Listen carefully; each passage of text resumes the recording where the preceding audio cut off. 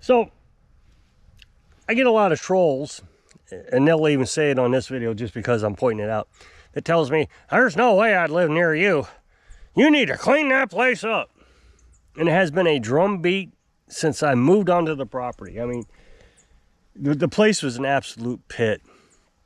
If you'll go back, I guess it's on my homepage on this channel. You go to the homepage, you'll see the very first video of our very first day we were here. The very first video of the day we were moved onto this place. We moved a camper down here. We hadn't even taken the truck camper off the truck yet. We actually parked it like right there.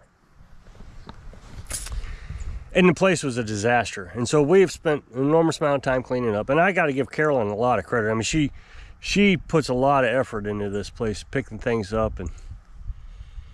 But as far as cleaning it up, when somebody says that, I really kind of baffled.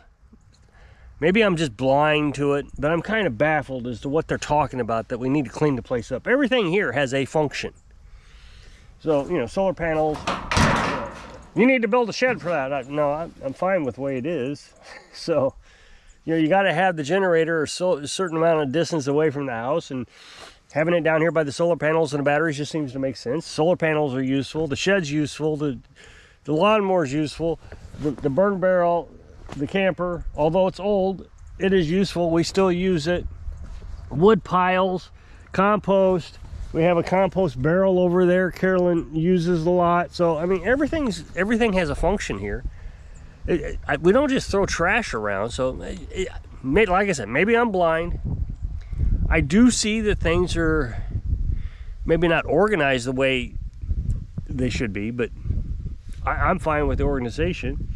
And then when you look around the community, I mean, the place is terrible. I mean, just terrible. I mean, even our neighbors, you know, they were throwing trash out in the yard for the longest time. And they've cleaned it up, but it's just kind of the mentality around here. So I feel like we've come a long ways.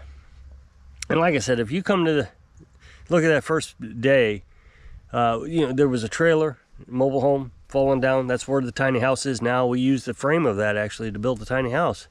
I remember when we was building a tiny house, we didn't buy a dumpster. We were burning everything that we could burn first before we decided what size dumpster we needed or something. So the mobile home had a toilet in it. And instead of doing anything with the toilet, I just rolled it off the floor. You know, at this point, the walls were torn down. So I just rolled it off the floor onto the ground, and I just left it there the entire time I built a tiny house. It wasn't in the way. And you would have thought that was the only thing the video, the whole channel was about, was that stupid toilet. The neighbors must just think it's terrible. He's got that toilet sitting there. I mean, it just nonstop. And, you know, the channel was only 2 or 3 years old at the time, whatever it was, I guess 3 years old. And I'm still trying to get used to the YouTube environment. I wasn't really a big fan of trolls. I didn't understand how they operated.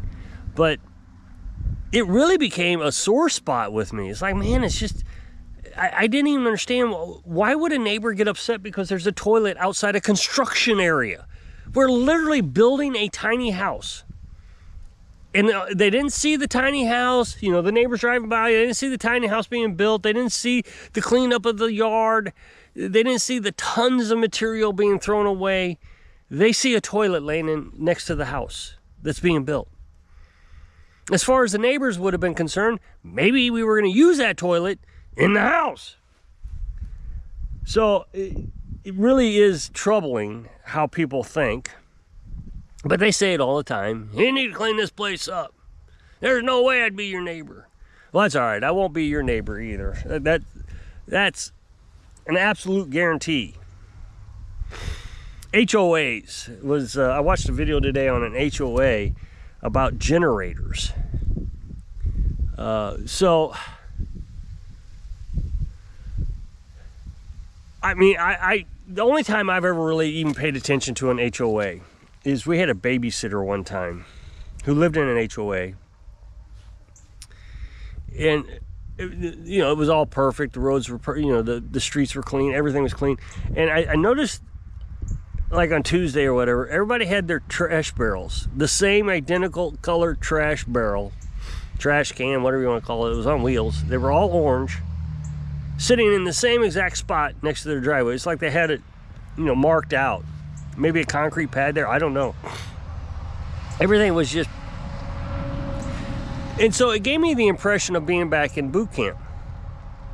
You know, I got this picture, or I used to have this picture before the fire, of boot camp. And I was standing up by the drill instructor's, company commander's office, and I took a picture. This was like the last day I was there or something. And everything is just perfectly in rows. Everything was just lined up. The lockers, all the beds were made exactly perfect. Everything was just perfect. And I'm thinking, this street looks like that. Why would anybody want to be that organized? It looks fake. But hey, if you want to live there, that's fine. But I'm not going to live there because I like to be able to put out a generator if I want to. So down in Tennessee, and I guess Louisiana and Arkansas, but Tennessee specifically in this particular video that I watched today, they lost electric. 58,000 people, I think, in Nashville, let's just call it Nashville, lost electric.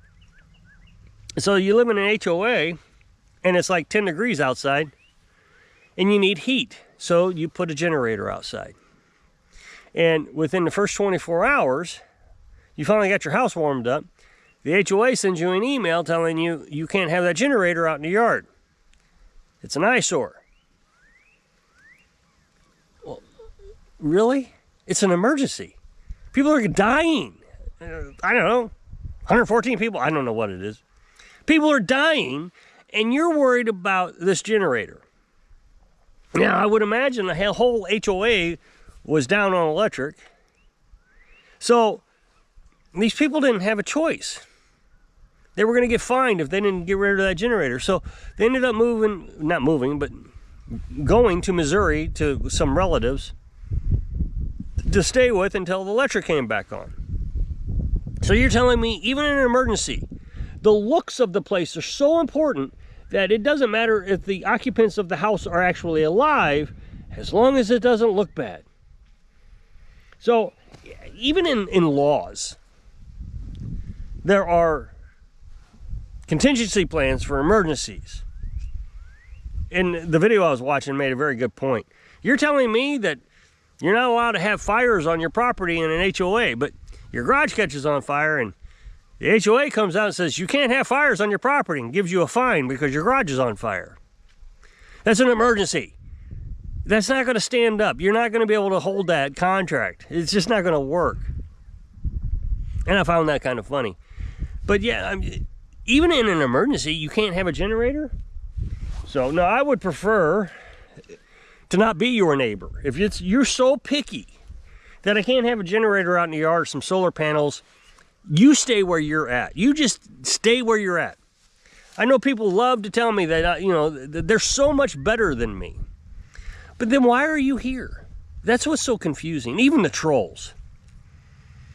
I mean, I watch these videos and they're just bash and bash and bash on these nomads. Now, don't get me wrong. I'm not a fan of the nomadic community, and I can say that because I was a nomad. And it was terrible. It was just terrible. I have nothing good to say about nomads at all. But I also don't watch their videos anymore. I have decided, no, I don't want to be a nomad, and I don't want to watch the nomads, and I don't agree with the nomads, so I'm not going to even worry about looking at their videos. But these people, they get on YouTube every day to watch the nomads so they can do what? Criticize the nomads. And tell everybody how terrible of a people they are. Well, okay, if you don't like them, why are you watching them? Why are you deliberately making yourself mad with their behavior? There are other people that obviously do watch them because they have a YouTube channel and people are watching the YouTube channel. You know, the thing about YouTube, it's really interesting. If you're not getting views, you typically don't do YouTube anymore. I mean, I just told you yesterday, yesterday's video, day before yesterday, that this channel is dying. I see it dying. I know it's dying. Nobody wants to watch it anymore. I get it. Fine. So in the next 4 years, this one I'm going to slowly, you know, just get where I can make 1 or 2 or 3 videos a week, so I can keep the people who do want to watch it. I can still make videos for them, but there's no point in continuing this thing. Nobody wants to watch it. So I'll make a channel that somebody does want to watch. That's the point. They are getting views. They still seem to think that there are enough views for them to continue to make videos. So just because you have an opinion about how terrible they are doesn't make you right. And that's what is so funny about this country is, there's no way I'd live by you. You're disgusting. I don't know how your neighbors put up with you. Well, because they're not you. They're them. And they moved out here probably for the same reason I did. To get away from you. That's the thing, is you never see me watching a video of someone living in an HOA. I don't even know if they have videos like that. But I'm not going to watch it. It'd be like, well, okay, so that house looks just like that house, and that trash can looks just like that trash can. What's the excitement here? I mean, I don't get it. I was in the military. I saw that in the military. I mean, it's, I get it, but I don't want to do it. So, anyway, I'm going to jump off of here. It's going to be a little bit early today, so if you'll click the up next box, I really appreciate it. Take you over to the other channel. Then you'll see me working on something, a lawnmower. So I hope I can inspire you to do what you want to do so you can live your dreams. Thanks for watching.